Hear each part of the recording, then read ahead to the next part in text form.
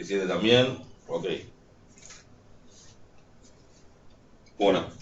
Si alguien no pudo generarlo o algo, me avisan, así, o avisen si no hay alumnos, para así todos tienen asignada el aula.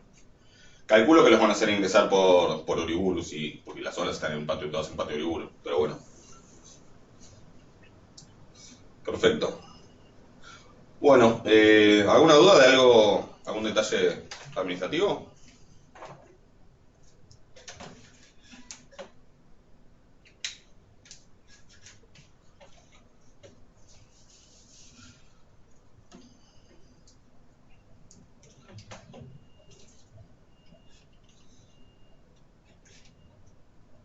No, con DNI está, no hace falta nada más. Pero sí no se olviden el DNI porque seguramente se lo van a pedir al entrar. O sea, la Facu, los que estén en el ingreso van a tener un listado de quiénes entran y por qué lado entran. Y yo calculo que no van a ser más. Vieron que el modelo que les pasé tenía varios ejercicios, estaba pensado para más horas, para unas 3 horas. Si bien algunos lo resolvieron en menos. Pero vieron que lo que no tenían eran muchos ítems cada ejercicio. ¿Sí? En realidad algunos incluso eran ejercicios tipo parcial, pero con un solo ítem. En vez de tal cosa y después usar tal y después tal cosa y después tal otra, una sola de esas. Obviamente no estoy evaluando todo, estoy evaluando un poquito de cada cosa, pero al azar, digamos. Yo calculo que van a ser 5, yo pensaría en 5 ejercicios sin muchos ítems, calculo. Una cosa por el estilo. Voy a ver en relación al final ese que tomé, achicarlo a 2/3. O sea, ese que tomé se hizo en 3 horas y algunos lo hicieron en un poco menos. Pero bueno.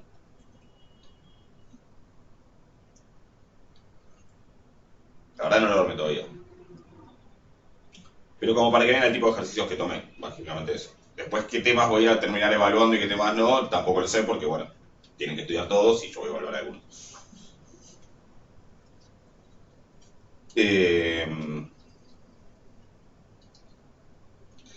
¿Alguna duda más? Si no, algo sobre series de tiempo. Les recuerdo temas, si quieren, que vimos.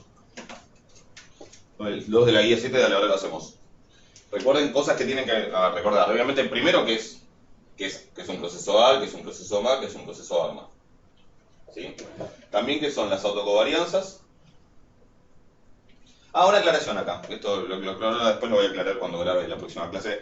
Creo que en algún momento escribí esto, la última clase, o en una de las últimas, y en alguna clase anterior creo que escribí esto, o tal vez en otro momento de la historia, digamos, cuando en las primeras clases. No me acuerdo, pero esperen que está hay mucho brillo. Ahí está. Muy poco. Bueno, ahí. En algún momento creo que escribí esto. Sí, tal vez en alguna clase anterior, no sé, como más al principio del cuatrimestre. Sí es cierto que escribí las dos cosas. Obviamente habría que elegir una de las dos versiones. Como para ponernos de acuerdo en algo, en un detalle que más allá de de qué escribo entre paréntesis y qué escribo como subíndice, la T siempre asumamos que representa tiempo, ¿sí? O sea, el índice del proceso, y la H siempre asumamos que indica rezagos, es decir, la distancia entre las dos variables a las que les estoy tomando la covarianza. O sea, que como que las dos cosas no está bien, digo, o sea, esto me duele poner que esto es igual a esto, pero me duele en el alma, pero nada, las dos cosas asumamos que es la covarianza entre IT e IT más H. ¿Está claro? Eso es lo que se entiende lo que estoy tratando de decir. O sea, que no importa tanto dónde lo pongas, sino que es T y que es H. Más allá de que, bueno, técnicamente no esté bien hacer eso. ¿Ok? Tienen que saber qué son las autocovarianzas, qué son los ρ, sub H o ρ sub K, ¿sí? Que son los que forman la función de autocorrelación simple, y qué son los alfa sub H o alfa sub K, que son los que forman la función de autocorrelación parcial. Sepan qué características tiene la faz y la FAP de un medio de un arma, que es lo último que dije en la otra clase. Sepan cómo calcularlos, ¿sí? Y sepan con las condiciones, vimos las condiciones de estacionariedad para el proceso AR, AMA o ARMA, para el MA no hace falta, siempre es estacionario. Condiciones de invertibilidad, ¿y qué significa la invertibilidad del proceso? ¿Y qué más hablamos? ¿Hablé de algo más? Y definí el random walk, creo, como un ejemplo de proceso no estacionario en su momento. Creo que es todo lo que vimos en esta clase, ¿no? Por lo menos lo central. Y hasta ahí es donde voy a evaluar. Si incluso si llevo a subir alguna clase para la semana que viene, no lo voy a evaluar eso. ¿Sí? Decime. Pedro.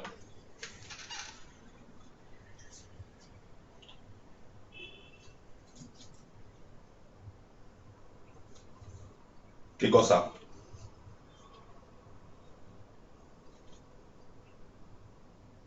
Lo de la función de autocorrelación parcial. Dar una definición de ruido blanco.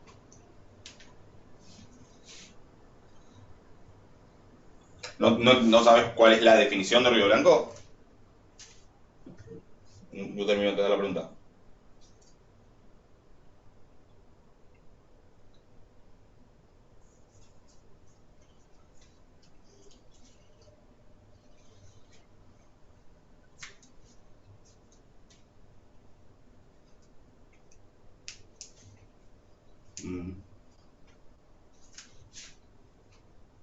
¿Tenés micrófono de casualidad? Porque no termino de entender la pregunta.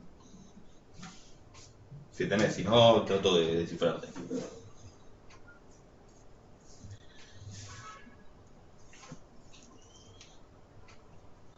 O sea, si escribí tranquilo. Espera que yo mientras me voy explicando una cosa.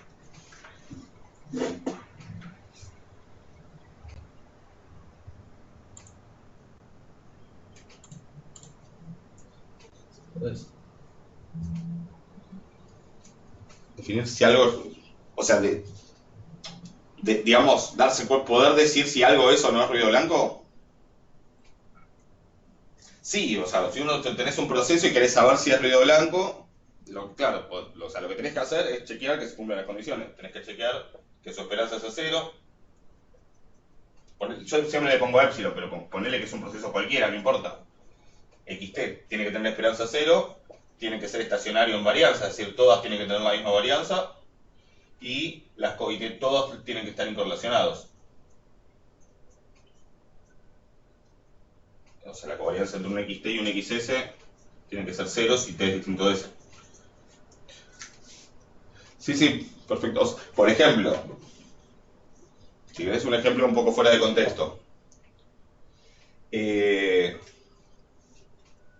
digamos, si teníamos, ¿se acuerdan del proceso de Bernoulli? Proceso de Bernoulli de parámetro P. ¿Sí?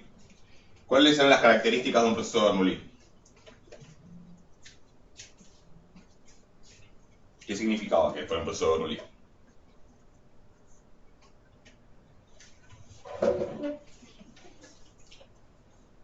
Ya les estoy tomando examen desde ahora. ¿Qué distribución tenía las X? Esa no es muy difícil.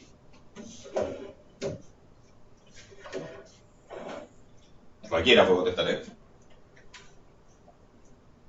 Sí que este es un proceso de Bernoulli con parámetro P. ¿Qué distribución tienen las X?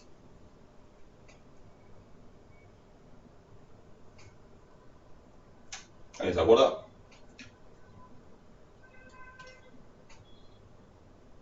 Bernoulli. Sí, está medio insinuado en el nombre, ¿no? O sea, exactamente, todas las X tienen distribución de Bernoulli con parámetro P.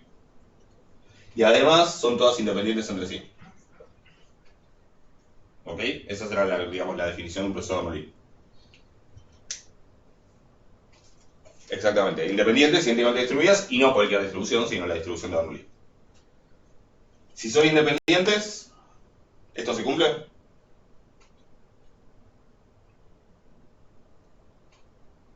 La covarianza entre dos distintas Si son independientes, en particular la covarianza, en particular la covarianza 0. Bien. ¿Todos tienen la misma varianza? ¿Qué varianza tiene XT si tiene distribución de Bernoulli de parámetro P?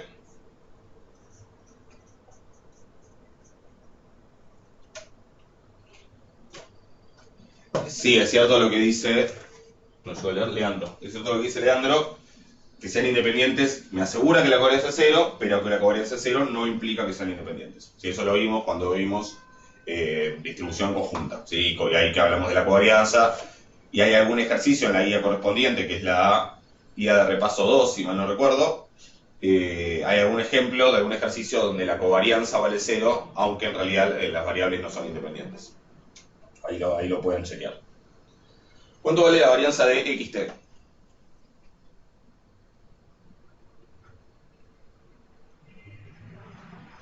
P por 1 menos P. Perfecto.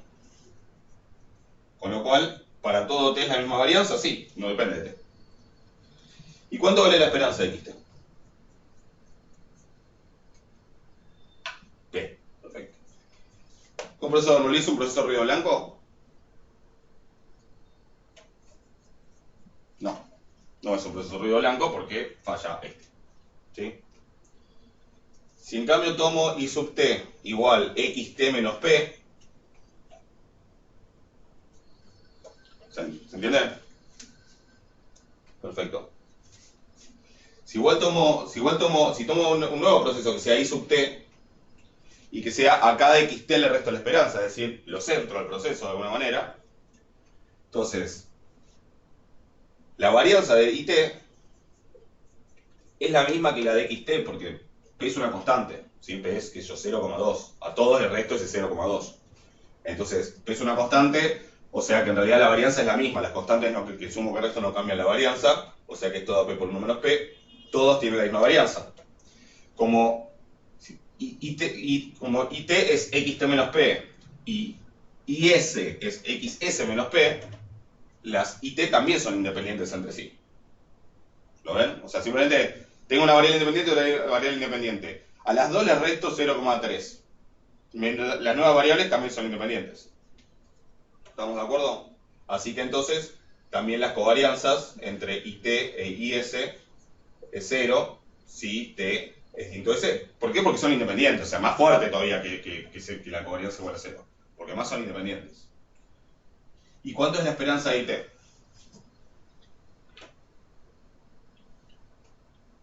0, porque está centrado. Porque es la esperanza de XT que es P menos P. 0. O sea, que IT, ¿qué pasa?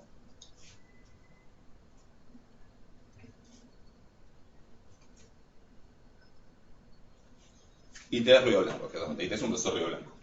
¿Sí?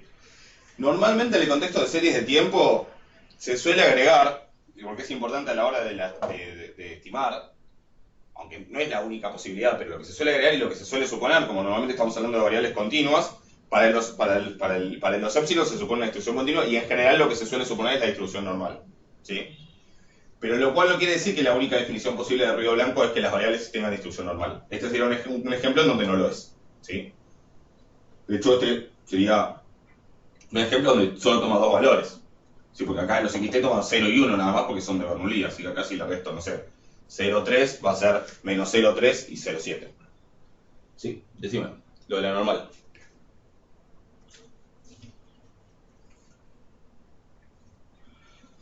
Es uno de los supuestos que se va a hacer a la hora de estimar normalmente. En general, cuando vos quieras estimar un proceso ARMA o ARMA, usando un software,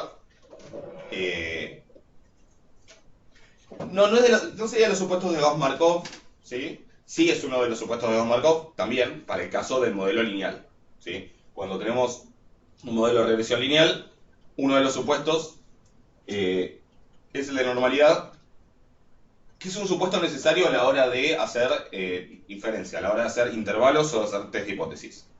No es un supuesto necesario para el método de mínimos cuadrados, pero sí es un supuesto necesario si vos después querés hacer un test de significación individual sobre un parámetro o un intervalo para un parámetro y necesitas el supuesto de normalidad. Por eso termina siendo uno de los supuestos de Gauss-Markov. ¿Sí? ¿Qué más? Bueno, esto es un ejemplo de un ruido blanco. Insisto, normalmente en el contexto de series de tiempo, cuando uno después trabaja con datos reales, que normalmente suelen ser variables, suelen ser continuos en el dominio de las variables, en ese caso, en general, se supone una distribución normal, pero la definición que dimos de ruido blanco, a veces cuando se agrega a veces hay algunos libros que dan una definición que es esperanza cero, varianza constante, independencia en vez de covarianza cero, o sea, directo de independencia, y normalidad, o sea, distribución normal. Y a veces a eso le llaman ruido blanco fuerte, o ruido blanco en sentido fuerte. Yo no la di y no me estoy metiendo con eso. O sea, nuestra definición de ruido blanco en ningún momento implica distribución normal. ¿Ok?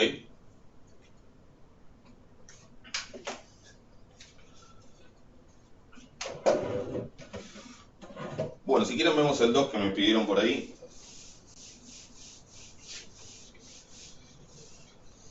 La idea del ejercicio 2 es simplemente tratar de entender un poco la idea de qué es invertir un operador.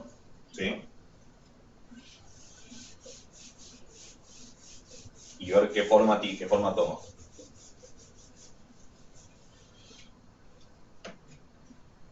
Por ejemplo, en el ejercicio 2, hagamos por ejemplo el A. Después si quieren vemos el D para ver uno un poco distinto. Pues no sé si tenías duda con alguno en particular. María creo que me lo había preguntado.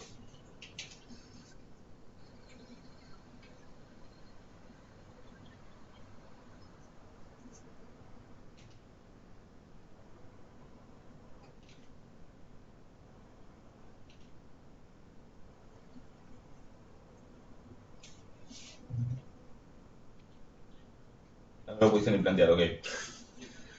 Es algo que apareció en el... Lo hicimos más en general en el video, en la última clase que subí.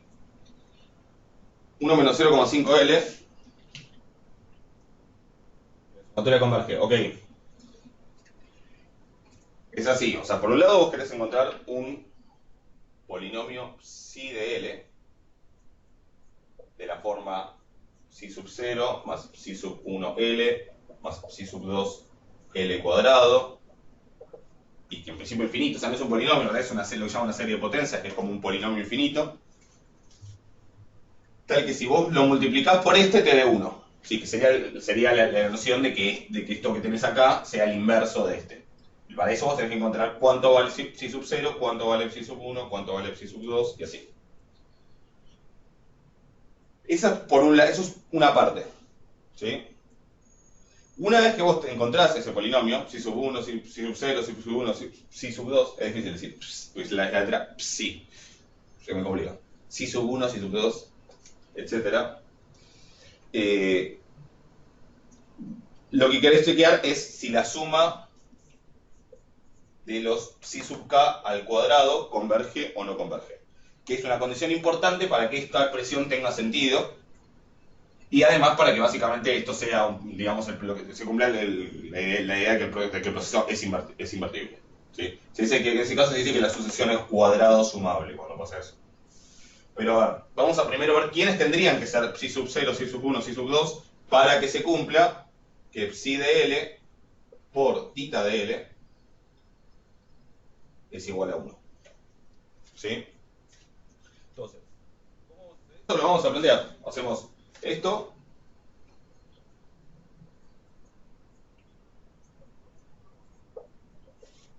Que sigue así. Aquí no pongo uno más.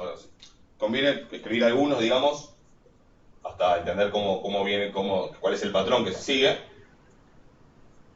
Por, este sería psi de L, y ahora tita de L, que en este caso es 1 menos 0,5L. ¿Ok? Y eso quiero que dé 1. Entonces, tratemos de escribir cómo queda tratemos de hacer esta multiplicación de una forma ordenada. ¿Sí? Porque, o sea, obviamente va a ser psi sub 0 por 1, psi sub 0 por menos 0,5L, psi sub 1 por 1, psi sub 1L por 1, psi sub 1L por menos 0,5L, psi sub 2L cuadrado por 1, etc. Hagámoslo si quieren así nomás para ver cómo hay que acomodar después las cosas. Psi sub 0 por 1 me da psi sub 0. psi sub 0 por menos 0,5L me da menos 0,5 psi sub 0 L. ¿Ok? Psi sub 1 por L me da psi sub más psi sub 1 por L. O sea que ya tengo dos términos con L. Psi sub 1 por L, psi sub 1L por menos 0,5L me da menos 0,5 psi sub 1L cuadrado. ¿Sí? Después psi sub 2L cuadrado por 1 me da psi sub 2L cuadrado. Psi sub 3L cubo por 1, no, perdón. Psi sub 2L cuadrado por menos 0,5L me da menos 0,5 psi sub 2 por L cubo. La idea es tratar de ver que, bueno, que yo después voy a tener que juntar los términos con L, los términos con L cuadrado, los términos con L cubo. Entonces también tratar de pensar cómo hago para que, por ejemplo, porque obviamente, ¿dónde corto? Bueno, la idea es tratar de encontrar una lógica a esto, ¿sí? Fíjense que hasta acá yo hice este por este y me dio L cubo. También voy a obtener L cubo si hago este por 1, o sea que lo escribo. ¿Sí? Y no escribo más porque después en realidad ya si hago este por este me va a venir uno con L cuarta, pero después va a venir uno con L cuarta con el que viene acá, con el psi sub 4 por L cuarta. ¿Se entiende? Entonces lo dejo ahí como para entender la lógica nada más. ¿Se entiende eso? Ya tengo psi sub 0. Bien. Y por L que tengo, menos 0,5 psi sub 0 más psi sub 1. Lo voy a escribir al revés nada más por un tema del signo, pero sería, y además porque por algo que les quiero mostrar.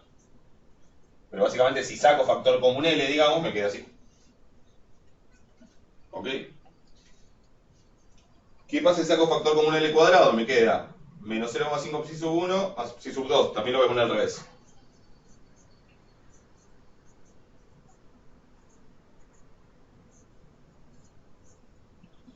Y después acá si saco factor común L cubo, me queda psi sub 3 menos 0,5 psi sub 2. Y así siguen. Se ve, ¿no? Que después, ¿qué va a pasar? Va a decir psi sub 4 menos 0,5 psi sub 3 por L a la cuarta. ¿Se ve eso?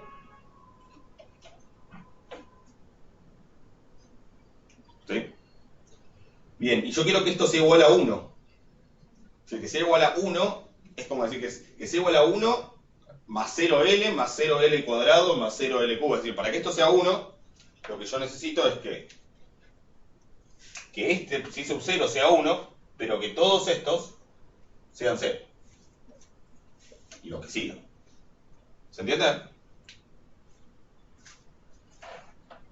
Ese es el procedimiento básicamente que hay que repetir en los otros ejemplos.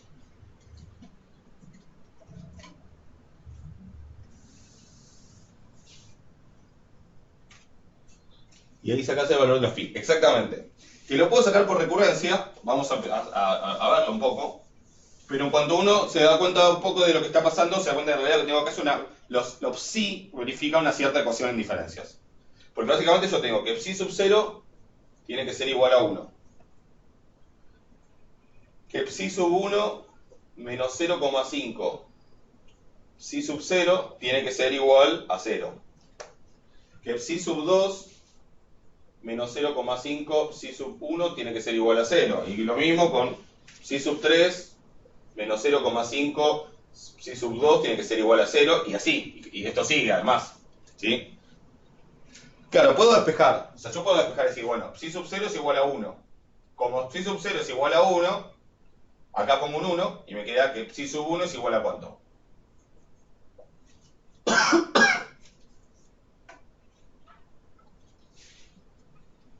0,5, exacto. Si lo meto acá, me queda psi sub 1 menos 0,5 por 1, porque este es 1, así que despejo y me da 0,5.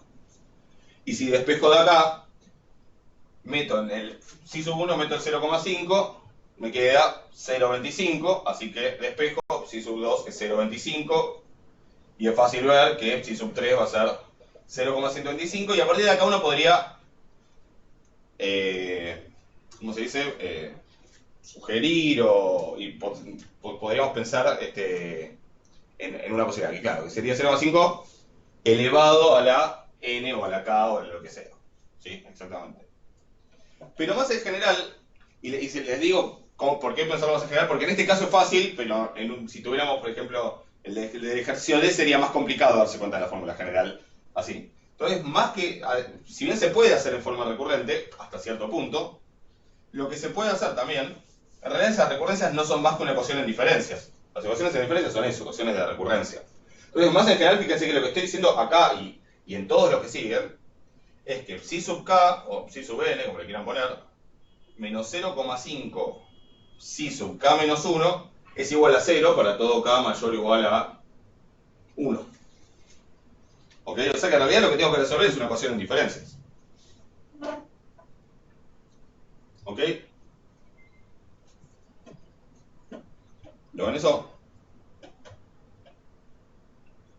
Es decir, el primero me quedó que tiene. El primero, este sería como una condición inicial, pero después en general lo que tengo que resolver es una ecuación en diferencias. ¿Sí? Y fíjense que, y no es casualidad, ¿cuál es el polinomio? Digamos, ¿cómo es la. Si esta ecuación en diferencias la quiero escribir en operadores. ¿Qué operador le tendría? Si yo quisiera poner tanto por psi sub k igual a 0, ¿qué operador tendría que poner acá?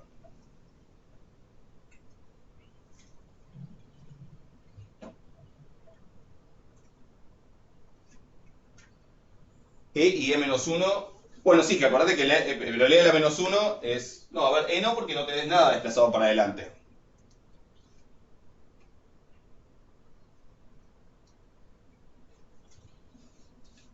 O sea, ¿cuál es ok, y con L, ¿qué sería lo que tengo que poner acá? Para psi sub k, nada. O sea que 1. ¿No? Voy tipeando. Claro, exactamente. 1 menos 0,5L.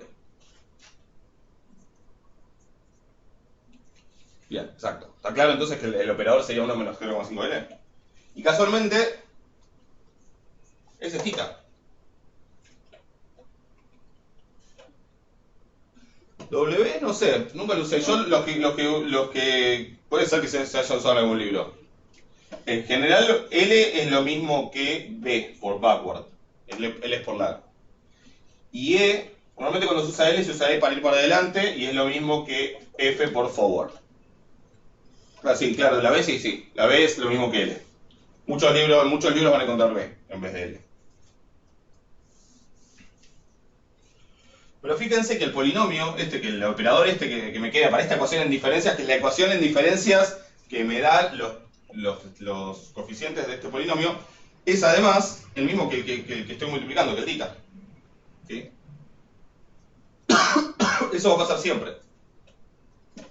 Siempre va a pasar que me quede θ como operador, porque de alguna manera, fíjense, hasta que uno no hace la cuenta no lo ve, pero en realidad fíjense que de alguna manera es como que yo esto se lo estoy aplicando a psi sub 0, a psi sub 1, a psi sub 2, a psi sub 3, etc. ¿Sí? Pero es que no es casualidad, digamos, que quede acá siempre este mismo polinomio. ¿Sí? Entonces, resolvamos, si quieren resolvamos viéndolo así, viéndolo como una ecuación en diferencias. La única raíz de este polinomio, si yo igualo a 0, digamos, si yo igualo a 0 y lo trato como una ecuación, me queda 1 igual 0,5L y me queda que L es igual a 2. ¿Sí? Pero como está con 2, mi solución general, sí.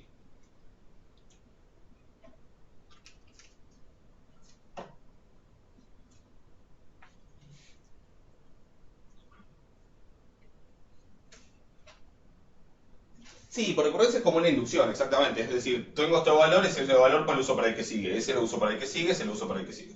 ¿Sí? Después vos podrías asumir una posible fórmula, como la que dijiste, y eventualmente podrías probarla por inducción.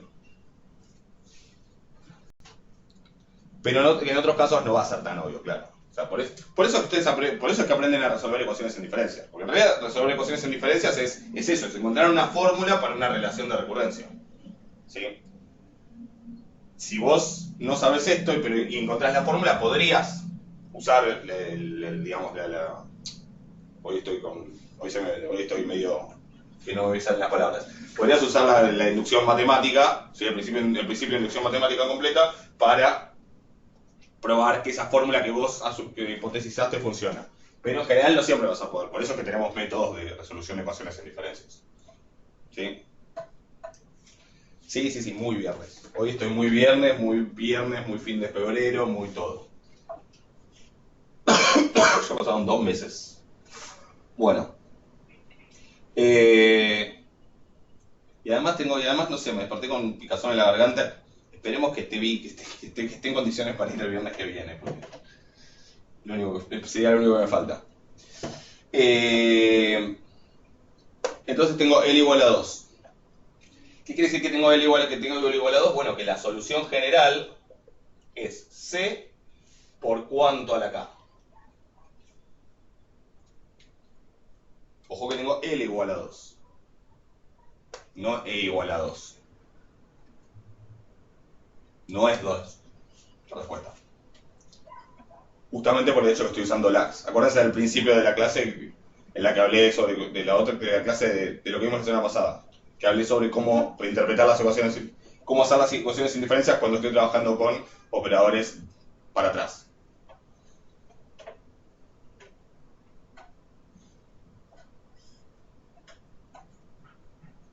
Exacto, un medio, ¿sí? No es 2, sino un medio. O sea que básicamente me vuelve a quedar este 0,5, ¿sí? Pero insisto, cuando es de orden 1 es fácil, cuando es de orden mayor se complica. Entonces, esta sería mi solución general. Exacto, siempre el inverso, siempre es 1 sobre LI, 1 sobre el valor, este sería L1, ¿sí? Sería 1 sobre el LI correspondiente. ¿Qué más? Y ahora, bueno, a ver, la ecuación es homogénea, o sea que no tengo que buscar una particular ni nada por el estilo, ¿sí? Ya está, ya tengo la solución general. Lo que sí me falta es usar la condición inicial, que psi sub 0 tiene que ser 1. Entonces, como psi sub 0 tiene que ser 1, que es C por un medio a la 0, y eso tiene que ser 1, obviamente sale que C tiene que ser 1. Así que la solución es psi sub k igual un medio a la k. Que era lo que, efectivamente era lo que habías conjeturado, esa es la palabra que estoy tratando de decir desde hoy, y recién me viene. Era lo que era la fórmula que vos habías conjeturado, y efectivamente es esa. ¿Sí? Entonces, el polinomio, o sea, encontré los psi sub k, es decir, el polinomio que yo estaba buscando es, o sea, el operador que estaba buscando, psi de L, se parece al logo de algo, esto no me acuerdo.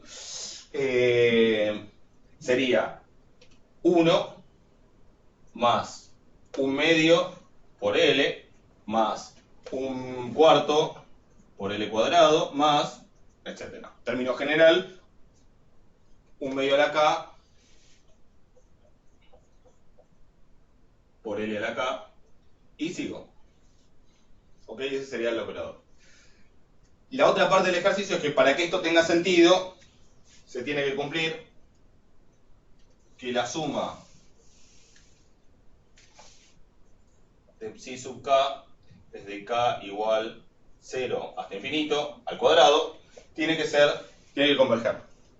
Y fíjense que en este caso la suma desde k igual 0 hasta infinito de psi sub k al cuadrado es un medio a la k al cuadrado. ¿Sí? O sea, si quieren es un cuarto a la k. ¿Ok? Estamos, o sea, si hago esto al cuadrado es como puedo hacer, es a la 2k y puedo invertir, decir que es un medio al cuadrado de la k y me queda un cuarto de la k. ¿Eso converge? Ok, ¿se entiende? ¿Esto converge?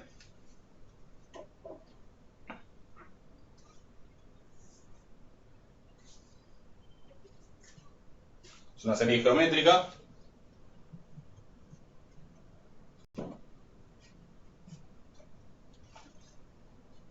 Sí converge. Converge porque es una serie geométrica donde la base, este valor de acá, que sería el A, creo que en las fórmulas que yo les di, es menor a 1. En módulo, es en módulo menor a 1. ¿Sí? Converge porque un cuarto es en módulo menor a 1. La condición para que converja es, de paso, aclaro algo. Ustedes por suerte no suelen escribir mucho de eso, pero me pasa mucho en el CBC, en el análisis, que tienen que poner muchas veces la expresión para que la serie converja, para que la serie converja, para que la serie converja, y muchos no se dan cuenta que al pasar al subjuntivo, esa G se tiene que convertir en una J, porque si no están diciendo otra cosa. Lo aclaro por si alguna pues, si les toca escribir la frase para que la serie converja en algún momento de esta materia o de otra, ¿sí? Pasa más seguido de lo que uno quisiera. Entonces, ¿en qué estaba? Bueno, entonces converge porque el módulo de un cuarto es menor a 1. ¿Ok?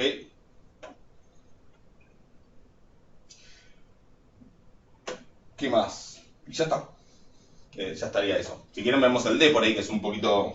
Que tiene... O sea, básicamente en los otros que les va a pasar, en el B y en el C, va a ser muy similar, solo que acá en uno les va a decir 1. O sea, les va a quedar una asociación que es constante y esa no converge. Porque si sumamos siempre el mismo valor, no, se va a infinito. Y en otro les va a quedar al revés, les va a quedar... Acá les va a quedar sí, ahí un 2 y esa obviamente no converge porque es una serie geométrica con dos... con módulo, con el módulo, y el módulo de 2 es mayor a 1. Eso serían el B y el C. En el D es un poquito distinto porque ahí sí tengo, no es muy distinto igual, pero es más o menos lo mismo porque ahí tengo un polinomio de orden 2, sería del tita L. ¿Sí? ¿Hasta acá se entiende?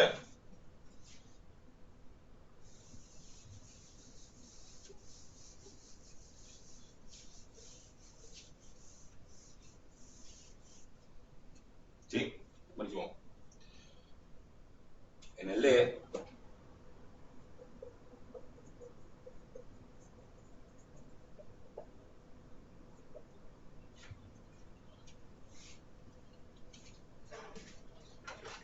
si es complejo, mismo criterio, exactamente. Sí, sí, es módulo, ya sea módulo, o sea, módulo, es módulo, incluso es un número complejo, exacto. Recuerden que el módulo de un complejo es la raíz de a cuadrado más b cuadrado. Sin la i, ¿no? O sea, módulo de 2 más 3i es la raíz cuadrada de 2 al cuadrado más 3 al cuadrado. ¿Sí? Exacto, exactamente.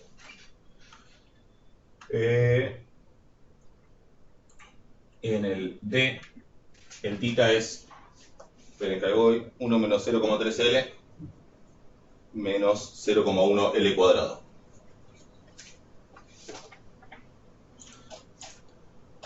Perfecto. Si alguien tiene una calculadora, si no, después hacemos la cuenta, pero si alguien tiene una calculadora de las equations, las que le meten los coeficientes de la cuadrática, podría ir buscando, que ahora después les vamos a usar las raíces de este polinomio, ¿sí? Con un cuidado particular, y lo aclaro porque es algo que a mí me ha pasado un millón de veces. ¿Cuánto vale A para esta cuadrática? ¿Cuánto vale A? 0,1. ¿Cómo? Menos 0,1. Menos 0,1. Perfecto. O sea, no donde está indicando mi dedo, ¿sí? Este es A, este es B y este es C. Cuando uno trabaja con el L siempre pasa esto de que me quede acá el A, acá el B, acá el C. Y yo sé que parece una pavada, pero distraído es re fácil de equivocarse. 2 y menos 5, gracias. Los tenemos acá. ¿Sí? O sea, es una cuadrática, pero eso. O sea, es muy fácil equivocarse. Porque, bueno, primero que uno está acostumbrado a leer de acá para allá y segundo que uno está acostumbrado a que hace a uno. O sea que es como que está todo complotado en ese sentido. ¿Sí? Obvio, imagínate. Y en el medio de un final con tapaboca y corriendo. Así que nada, por eso lo aclaro. Si yo acabo lo mismo que de antes, acá lo puedo hacer un poco más ordenado. ¿De cuántas maneras puedo multiplicar para que me aparezca una constante? O sea, algo que no tenga L. O sea, ¿cuál va a ser el término independiente de esa serie o ese polinomio?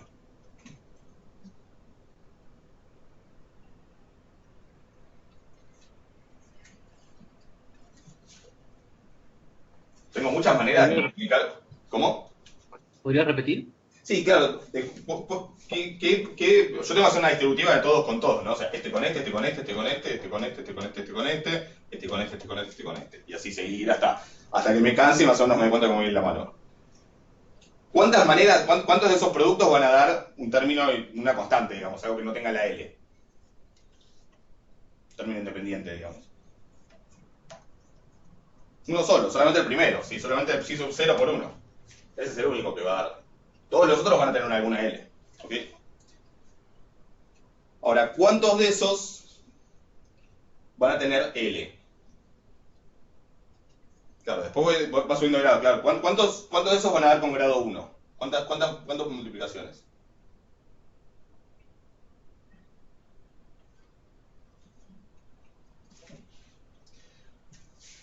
¿Cuál?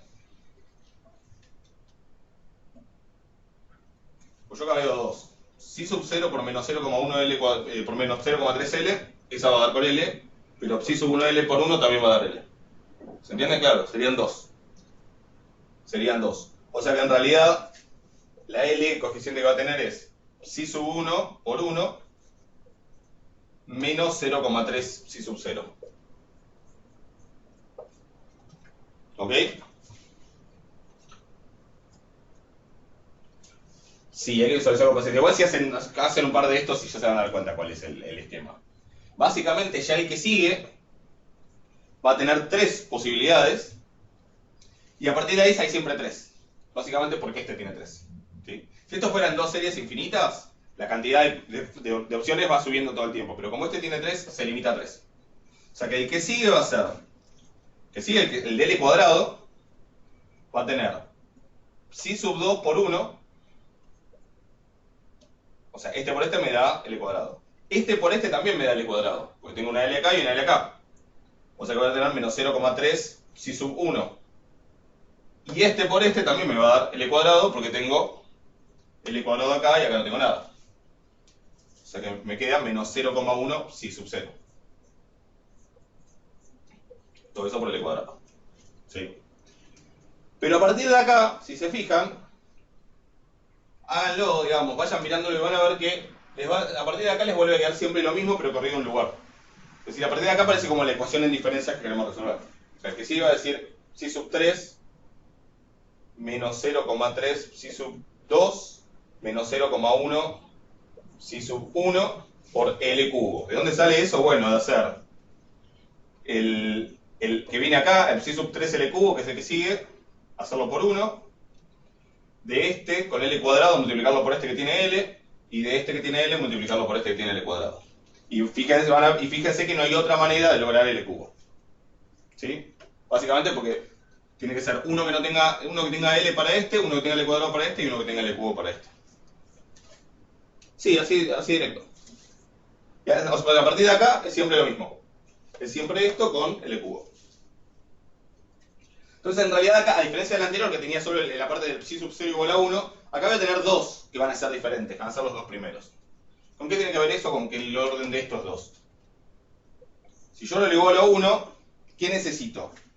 Que psi sub 0 sea 1 y que todos los demás sean 0. ¿Ok? Esto quiero que sea 1, todos estos quiero que sean 0. Entonces, ¿qué tengo? Necesito que psi sub 0 sea 1. Necesito que psi 1 menos 0,3 psi sub 0 sea 0, lo cual que implica que psi sub 1 es ¿cuánto? Teniendo en cuenta esto, ¿no?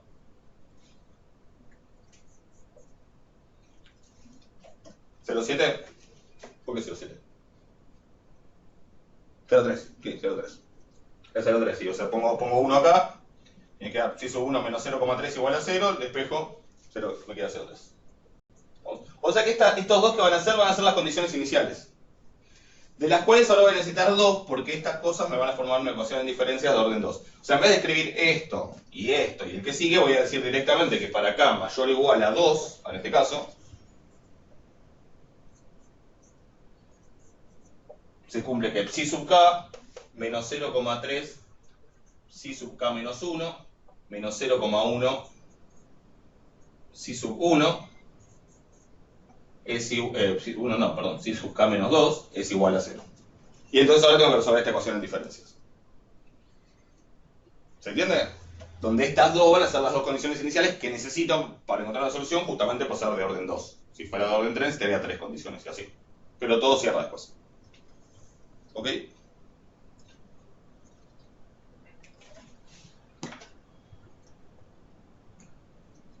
¿Se entiende hasta ahí?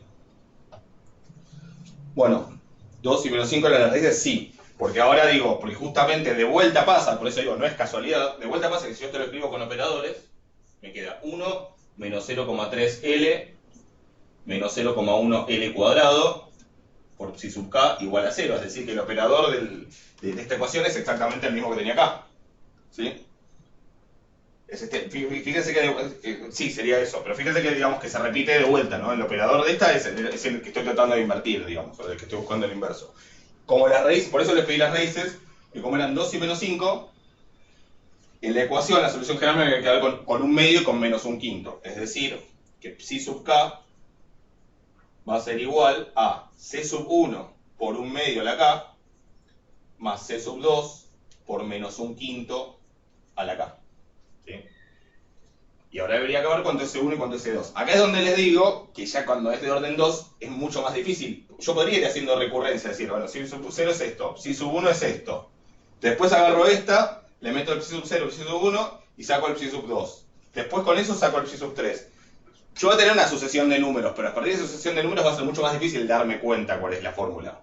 ¿Sí? Por eso les digo que uno necesita estos métodos, porque no siempre puede conjeturar una fórmula tan fácil. ¿Se entiende? O sea, vamos a dar cuenta que, no sé, aparece un 0, no sé cuánto, y eso es, eso es tanto por un medio a la 7 al cubo, más tanto por menos un quinto al cubo. No, no me doy cuenta. Yo, nadie. No, alguien por ahí sí, yo no. Entonces, ¿qué me queda? Habría que buscar las constantes, si quieren las buscamos, o sea, necesito que psi sub 0 sea 1, psi sub 0 es C1 por 1, porque es un medio a la 0, más C2 por menos un quinto a la 0, eso tiene que ser 1, y psi sub 1 es C1 por un medio, más C2 por menos un quinto, y eso tiene que ser igual a 0,3. Bueno, no sé, búsquenlas, ¿sí? La cuestión es que con ese de ahí saco C1 y C2, y con eso puedo escribir la fórmula general. Lo pongo acá y escribo la fórmula general, ¿sí? Más allá del valor de C1 y C2, es fácil ver que esto es cuadrado sumable, digamos, que la suma de los cuadrados converge. 5 medios y 2 séptimos, bueno, buenísimo. Pues acá pongo 5 medios y acá pongo 2 séptimos. Chequeamos, si cae 0 me queda... No, si cae 0 ¿leí mal? 5 séptimos, perdón. Perfecto. Si cae 0 me queda 5 séptimos más 2 séptimos, que es 1. Si cae 1 me queda 5 sobre 14 menos 2 sobre 35. Y eso debería ser 0,3. No sé. Idea. Pero pongámosle que es eso. Entonces, si quisieran escribir el polinomio, podrían poner que es 1 más 0,3L más y que el término general. Después podrían poner el que sigue si quieren, que no sé cuánto es, L cuadrado. Y después pongan en término general, pondrían esto: 5 séptimos, un medio a la K, más 2 séptimos por menos un quinto a la K. Todo eso por L a la K y sigue. Si lo quieren escribir, si no, no hace falta. El detalle es que yo tengo que ver si la suma de los psi sub k al cuadrado converge. Y es que entonces la suma desde k igual a 0 hasta infinito de esta cosa. ¿Sí? Bueno, no de 0 hasta infinito porque no vale para 0 y para 1. Sí, vale, no, sí vale para 0 y para 1. Así que y tengo que hacer la suma de esto, 5 séptimos por un medio a la k, más 2 séptimos por menos un quinto a la k, al cuadrado. Y esto es más difícil de sumar si lo miro así. Pero si hago el cuadrado, si yo desarrollo el cuadrado, me va a quedar una suma con 3 términos que la puedo separar en 3 sumas distintas. La primera va a tener, bueno, 5 séptimos al cuadrado, eso no importa. De hecho lo puedo sacar afuera, 25, 49. Pero lo que me va a quedar es la suma de quién. O sea, va a ser este al cuadrado, me va a quedar un cuarto a la k, como antes. Después voy a tener el 2 por este, cuando hago este cuadrado, digo, estoy haciendo cuadrado de binomio, 2 por esto, me va a quedar, no sé, 20 séptimos, porque es por 2, además, por la suma de 1/2 a la k por menos 1/5 a la k. 1/2 a la k por menos 1/5 a la k es menos 1/10 a la k. Y finalmente va a quedar esta al cuadrado, 4/49 por la suma de esto a la k, que va a ser 1/25 a la k. ¿Sí? Todas estas sumas convergen porque tanto 1/4 como menos 1/10 como 1/25 son en módulo menores que 1. Así que esta suma converge. ¿Sí? ¿Y por qué convergen? ¿Por qué son todos menores que 1? Porque en el fondo son los módulos, en el fondo son las raíces salen de hacer cuentas con estas, que son las raíces de el menor que uno converge siempre, sí, siempre. Entonces, pero eso viene de las raíces de quién? Y básicamente de las raíces de este polinomio, que es el polinomio θ que estábamos tratando de invertir. O sea, de que este es el inverso, este que encontramos acá, esto es el inverso de θ, es que si yo lo multiplico por θ me da 1. Entonces, como las raíces de θ eran en módulo mayores a 1, y entonces al invertirlas para escribir la solución me quedan módulo menor a 1, estas potencias, estas series. Después, cuando lo hago al cuadrado, también va a ser menor a 1, como este 1/4, y como este 1/25. Y cuando los multiplico entre sí en el desarrollo del cuadrado, también me da menor a 1, porque si multiplico dos cosas en módulo menor a 1, me da otra cosa módulo menor a 1. ¿Sí? De ahí viene, que yo no lo probé en clase, pero se lo sugerí, de ahí viene que la condición para que un polinomio de estos sea invertible es que sus raíces sean todas en módulo mayores a 1. Porque después cuando escribo la solución las invierto y después esas cosas hacen que esta serie me quede el cuadrado sumado. ¿Se entiende? De ahí viene la condición de invertibilidad, que es que las raíces del polinomio que quiero invertir sean en módulo mayores a 1. En realidad el polinomio en sí mismo, el operador, no es ni estacionario, o sea, el operador en sí no es estacionario. ¿Sí? Pasa que acá se confunde un poco el concepto de que un operador sea invertible o que un proceso sea invertible. Que el operador tenga inversa es esto. Pero en este contexto no tiene nada que ver con ningún proceso. ¿Sí? Después hay que ver a quién le aplico esto. Si yo escribo... O sea, ese operador es invertible, ¿sí? Porque sus raíces son en módulo mayores a 1. ¿Ahí estamos de acuerdo? O sea, ese operador tiene un operador inverso porque sus raíces son en módulos menores a 1. ¿Estamos de acuerdo? ¿Hasta ahí? Perfecto. O sea, llamémosle θ le llamo θ para abreviar, ¿sí? Ahora, la cosa es, como ese operador θ tiene sus raíces en módulos mayores a 1, bueno, si yo escribo esto, ¿esto qué es? Esto es un proceso de qué tipo, teniendo en cuenta que θ es de orden 2. ¿Ese qué tipo de proceso es?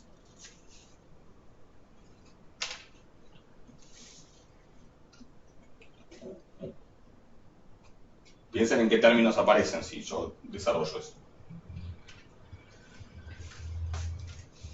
Es un AR, es un MA, es un ARMA.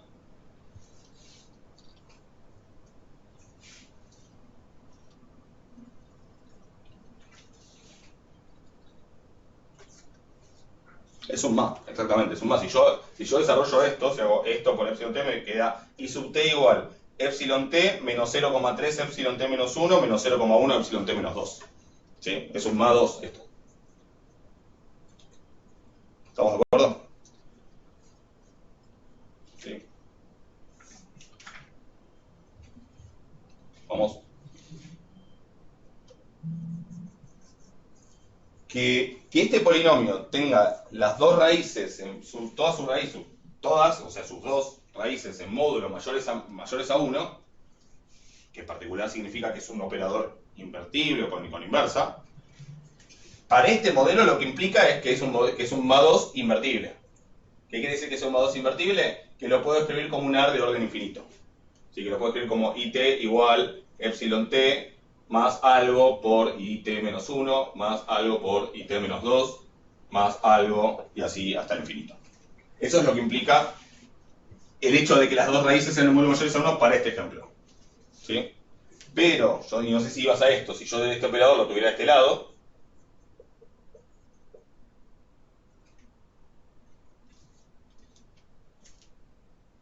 Sí, sí, así, estacionario seguro. Lo que podría no ser es invertible. Y en este caso sí lo es. Pero estacionario va a ser seguro. ¿Sí? Ahora, si yo escribiera esto, que ya sé que en este contexto normalmente acá ponemos phi mayúscula, no tita mayúscula, pero no importa. Es un operador. O sea, si yo acá escribo, si yo acá delante de IT pongo esto, ¿sí? Si escribo, si quieren escriban 1 menos 0,3L menos 0,1L cuadrado, si les hace ruido poner tita, ¿qué proceso es este? Es una, exactamente, este es un AR2. ¿Estamos? Y en el contexto de un AR2, que el módulo de las dos raíces de este polinomio sea mayor a 1, implica que es estacionario. ¿Sí? Y además implica que el operador tiene un inverso, pero bueno, son justo cosas que coinciden, digamos. ¿Sí? Implica en particular que el operador tiene una inversa, pero...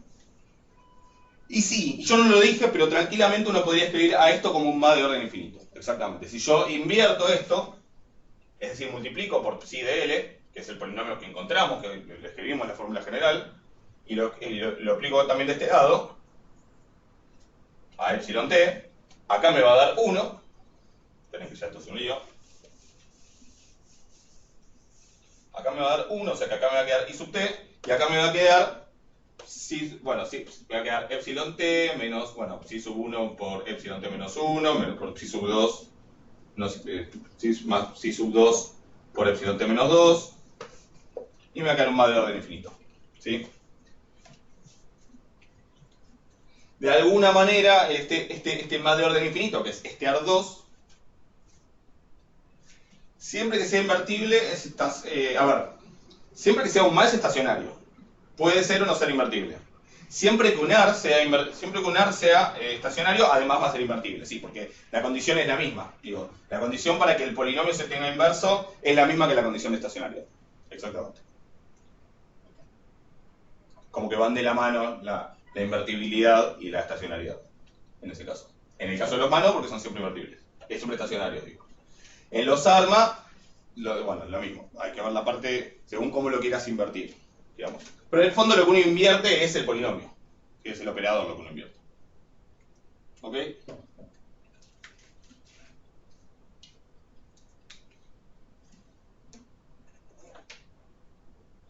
Desde lo económico, sí.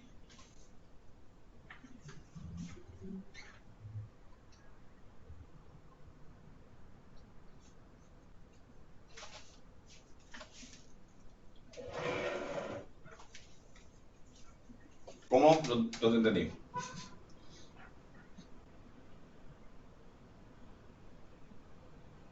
¿En qué contexto se usa? Vos tenés una serie... Pasa que, piensa que lo que estamos viendo acá son series univariadas, es decir, es una serie de, digamos, estamos viendo una variable. Después existen lo que se llaman los modelos vectoriales, lo que son los modelos Varma, que son modelos en donde vos trabajas con varias series juntas, ¿sí? Que interrelacionas entre sí. Pero acá vos tenés, por ejemplo, no sé, la serie de un activo financiero, ¿sí? Que de hecho tenés un montón de datos porque tenés las cotizaciones de diarias, si querés. Incluso hasta existe hoy en día el trabajar casi como si fuera en tiempo continuo, porque uno tiene cotizaciones tan juntas que uno casi lo podría pensar en continuo. Pero no importa, vos tenés la serie de los valores a los que se arroba un activo financiero que cotiza en bolsa día por día. ¿Sí? Vos podés tratar de modelizar, vos tenés como un i sub 0, ni sub 1, ni sub 2, hasta un i sub t. Vos podés tratar de modelizar el comportamiento de esa serie en un tramo relevante y tratar de a partir de ahí predecir los valores para mañana y pasado mañana y después. Obvio que son modelos muy simples. Las medias móviles se usan en varias cosas. Está acá, modelo de medias móviles, digamos, vos podrías usar un MA, que se le suele llamar de medias móviles, porque son medias móviles de los errores, lo que escribís. Se suele usar, o sea, si usas un MA va a ser porque tu serie tiene ese comportamiento, porque tu serie tiene esas características, ¿sí? Pero en realidad, lo que por ahí vos estás pensando en media móvil es otra cosa que es un método de suavizado de una serie, ¿sí? Como por ejemplo se usa para los casos diarios de COVID. como vos tenés estacionalidad, entre comillas, cada 7 días, lo que se hace es suavizar la serie tomando las medias móviles de 7 datos. Es decir, tomás el promedio de 7, de los 7 de cada día tomás el promedio con los 7 anteriores. Y eso te suaviza la serie y te quita ese comportamiento de cíclico durante la semana. Pero acá lo de medias móviles es como otra cosa, digamos. Vos podrías modelizar como un MA, una serie, si es que muestra tener ese comportamiento. Y todo eso se hace mediante la metodología de Box-Jenkins que yo mencioné al final. Y después puedes usar eso para, por ejemplo, hacer predicción para un par de días para adelante. De todas maneras, esto es una intro. ¿Sí? O sea, la materia esto no es un curso, el curso no es un curso sobre series de tiempo, o sea que esto es una introducción. Estos modelos se van complejizando cada vez más. Primero, que no llegamos a ver los ARIMA, que son los no estacionarios, que después voy a subir una clase por si la quieren ver. Segundo, después existen los modelos que trabajan con varias series en conjunto y sus interrelaciones, que son lo que se llaman los modelos vectoriales. Por ejemplo, los VAR, que vectorial autorregresivo quiere decir. Después existen modelos donde se levanta el supuesto de alguna manera, digamos, donde uno, o sea, cuando uno, sí, obvio, si quieren saber series de tiempo tienen que estudiar un montón más. Esto es para que tengan una intro, ¿sí? Yo no sé si después hay una materia en la carrera donde, tal vez en econometría 2, pero que no sé si la tienen ustedes computativa, pero tal vez, no estoy seguro. No sé si hay alguna materia donde se hable, pero en econometría sí, pero en econometría se ve lo mismo que acá, Por ahí el enfoque, se cambia un poquito el enfoque, pero es más o menos lo mismo. Para economista tenés econometría 2. Yo calculo que hay algo se debe ver, pero no estoy seguro. Después hay otro tipo de modelos que se llaman modelos de varianza condicional, ¿sí? Básicamente los diferentes modelos a que vienen buscan representar el comportamiento de series que los ARMA comunes no son capaces de representar. Por ejemplo, en las series financieras, uno se encuentra con esto. ¿Sí? Por ejemplo, si no tiene las variaciones diarias, no el valor que va creciendo, pero si tengo algo de cuadros, puede ser que vean datos de panel. Datos de panel, claro, que son dos cosas, es como vos tenés las series, por ejemplo, el PBI, no sé, qué sé yo, el PBI de varios países a lo largo del tiempo, como tenés como una parte de sección, digamos, y otra parte temporal. Luego podés tener los datos de las variaciones diarias de un activo financiero, y en general suelen tener un comportamiento bastante estacionario que se suele poder representar bien con los procesos ARMA. Pero de repente, a veces pasa esto.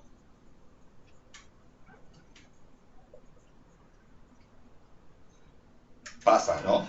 Ha pasado. Saben que a veces pasa, ¿no? Exacto, la volatilidad. ¿Sí? La volatilidad es un fenómeno que es característico de la serie de los activos, de las series de activos financieros, para bien o para mal. Que en general, ¿a qué se debe normalmente la volatilidad? Fíjese que pasaron dos cosas. Primero, que se me fue lejísimos. Y además hay mucha volatilidad. La volatilidad es producto de que varió mucho. O sea, como varió mucho, entonces ahora es más volátil. Y eso ese comportamiento se puede captar con lo que se llaman los modelos de autovarianza condicional. ¿Sí? Que son los modelos ARCH, GARCH y no sé qué más. Y había otros. También se puede agregar un componente estacional, que tampoco lo estamos viendo. Son los modelos SARMA. Así que sí, esto recién empieza. O sea, esto es una intro. Como para que tengan una base de series de tiempo. Después esto se puede complejizar muchísimo. Pero bueno, tratemos de entender esto. Antes de preocuparnos por cuánto se puede complejizar esto.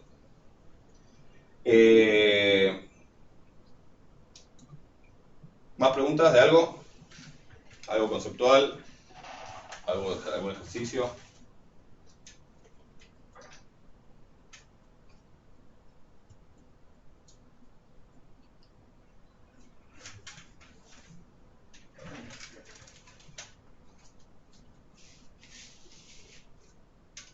Esto, la CH es por Conditional Heteroscedasticity. Es heterocedasticidad condicional, se llama. Si hoy me muevo mucho, mañana voy a tener más varianza. Eso es un poco la idea de esos modelos. Levantarlo. ¿Se cortó? Le tiró un mensaje. Ok. Ah, perfecto. Módulo.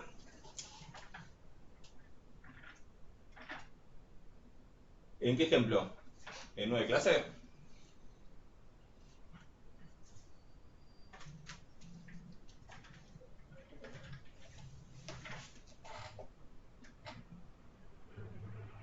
Sí, o sea, haces x1 igual a x0 más b.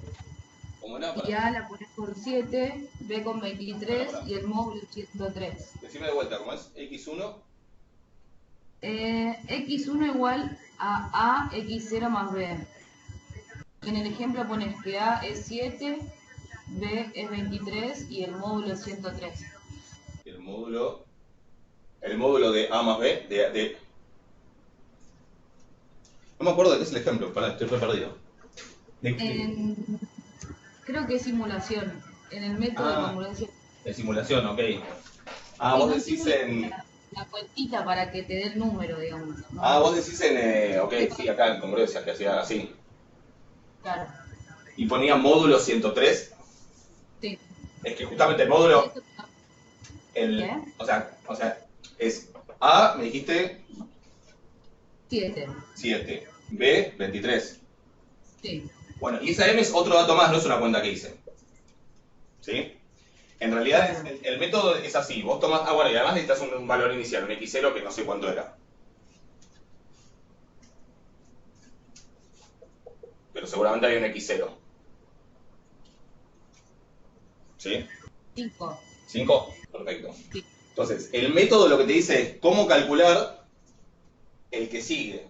El X siguiente, o sea, el X1, o en general el X n más 1, es el valor de A por xn más B, pero tomado en módulo m.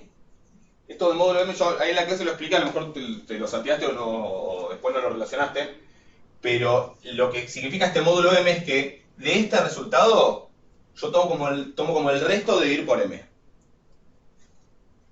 Claro, no me da el número, o sea, ahí te da 58. Claro, por eso me da la cuenta. ¿Esto da 58? O sea, Sí. a ver, yo X1 5, da 58. 5 por 7 más 23 da 58, ok. Y 58 módulo 103 es 58. Claro, no entiendo. Porque es el resto de dividir por m. ¿Cuánto es? Pero es la división entera lo que tengo que hacer. Si yo hago 58 dividido 103, como el 103 es más grande, ¿cuánto da la división? Da 0. O sea, si vos hicieras la división completa, tendrías que poner 0, ¿no? Agregar el 0 y después ponerlo después de la coma. ¿Sí? Bueno, acá directamente la división, como le estamos haciendo la división entera, la división termina en 0.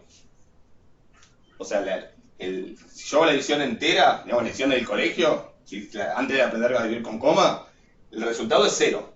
Y el resto de esa división, como 0 por 103 es 56, 0, acá 58 menos 0 es 58. O sea, es todo resto. ¿Se entiende? Como no llego a 103, es 0 y todo lo demás es resto.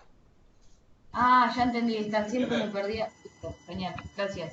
No, después si te pasás de 103, o sea, si acá tenés, qué sé yo, 254, ahí sí.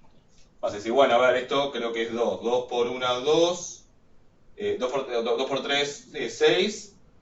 Acá me queda, bueno, 8 ya no sé dividir así. El resto 1, 4. Y 2 por 1, 2. Pues me queda 48. Con 48 más chico 103 se terminó. Si querés lo puedes ver así. Hasta te podría decir 58 dividido 103. Como 58 más chico que 103 se terminó. Y no hago nada. 246. Claro, en X2, por ejemplo, te da 429 y vos ponés que es 17. Claro, porque dice 429 dividido 103. Y ahí seguramente Ahí te da como... te queda 4. 4 por 103 es 412. que cuando se lo restas a esto te queda el 17. Claro, listo. Recuerden que siempre lo que tiene que pasar acá es que esto por esto multiplico estos, le sumo esto y me tiene que dar el original. O sea, 103 por 4 es 412, 412 más 17 es 429. Como 17 es más chico que 103, se acabó la división. ¿Se entiende? Hay en R igual un comando para calcular tanto para el resultado de la división entera como para el resto. Esperen que les digo cuál es, porque siempre me olvido cuál es cuál.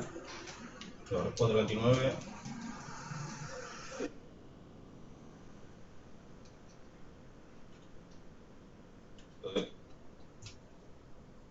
Sí, la clase de R lo dije. El porcentaje da el resto.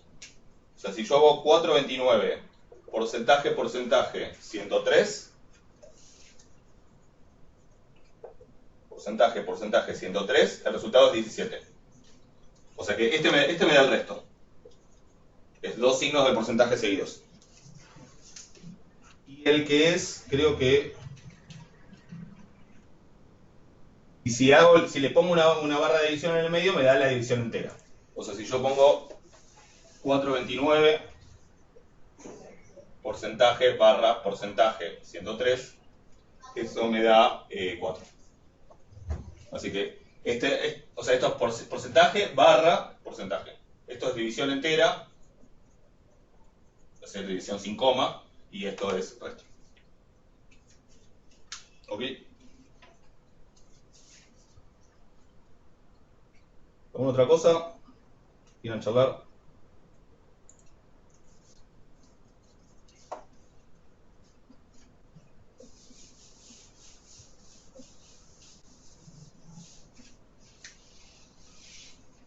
No, pregunten, estamos vinimos para eso. Además tampoco es que tanta gente preguntando, ¿no?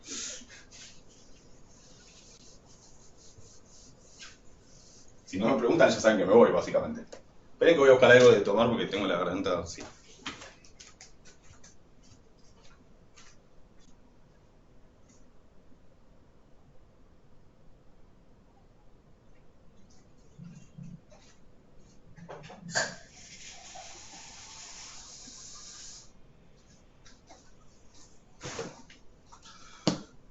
Te escucho.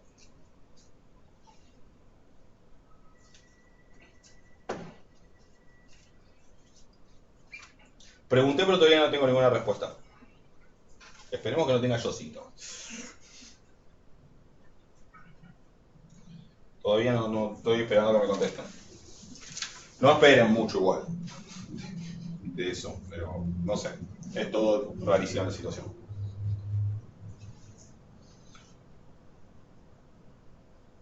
Sí, la verdad que sí.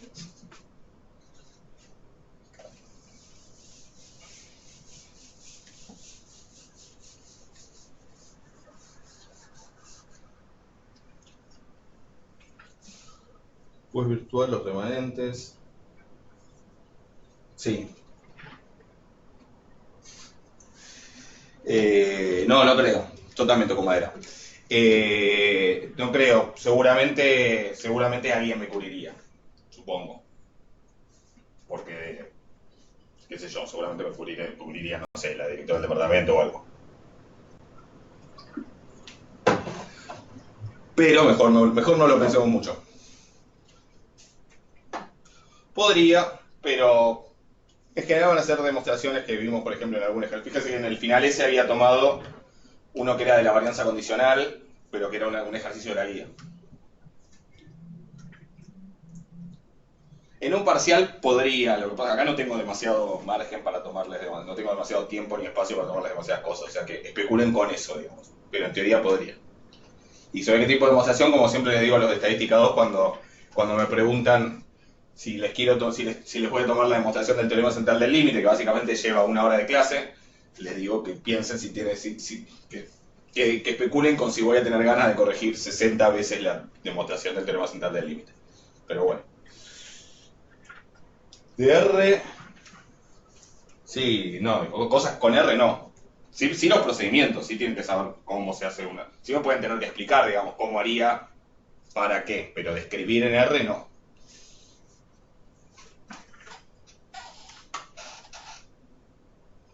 sea, no les voy a pedir que escriban un código de R en la hoja. O tampoco confíen tanto. Por quien quieras. Por del Diego, por quien quieras. No les voy a pedir que me escriban un código de R en la hoja. Para mí es algo que no tiene sentido porque no es un curso de R o de programación. Y la verdad que esas cosas, si uno no las puede correr y chequear que funcionan y eventualmente corregirlas, no tiene sentido tomarlas.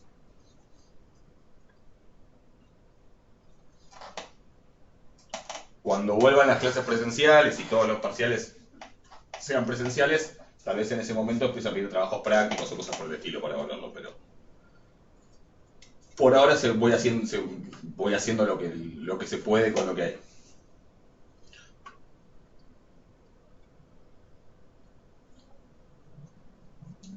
¿Qué más?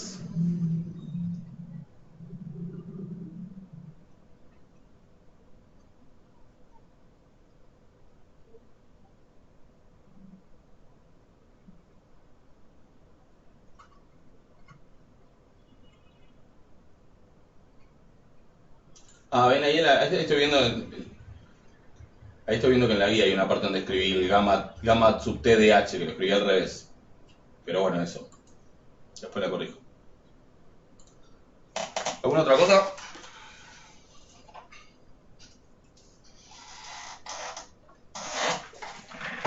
Bueno, si no hay otra pregunta, nos vemos el martes. ¿Ok? Tienen el fin de para estudiar, ya tienen todo el material. Y el martes, misma hora, por el mismo canal. Nos vemos. ¿Sí? Bueno, buen fin de. Que les iba a decir que descansen, pero no descansen, estudien. Ya descansen el otro fin de. Que anden bien, buen fin de. ¿Qué cosa?